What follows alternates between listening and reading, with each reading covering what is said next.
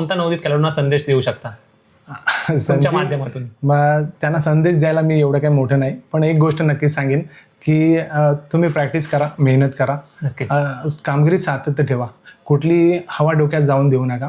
एक रील्सपेक्षा रिअलमध्ये तुम्ही काम करा, नक्की. रिअलमध्ये भरोसा करा की आपली परफॉर्मन्स कसं चांगलं होईल. प्रॅक्टिसमध्ये तुम्ही इम्प्रूव्ह करा स्वतःला.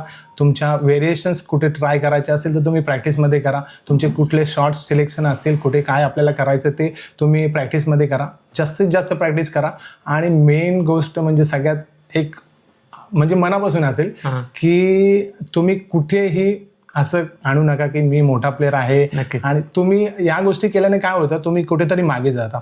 तुमच्या डोक्यात हवा गेली ना की तुमचा जो कंटिन्यू परफॉर्मन्स होणारा असतो ना, तो तुम्ही थोडं डाऊन येता.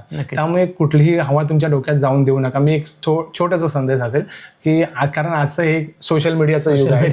कारण सोशल मीडिया म्हटलं की तुम्हाला जेव्हा कधी वरती आणेल आणि कधी खाली आपल्याला हे सांगता येत नाही. त्यामुळे तुम्ही रील्सपेक्षा रिअलवर भर द्या आणि जास्तीत जास्त प्रॅक्टिस करून तुमच्या गावाचं नाव, तुमच्या तालुक्याचं नाव मोठं करायचा प्रयत्न करा.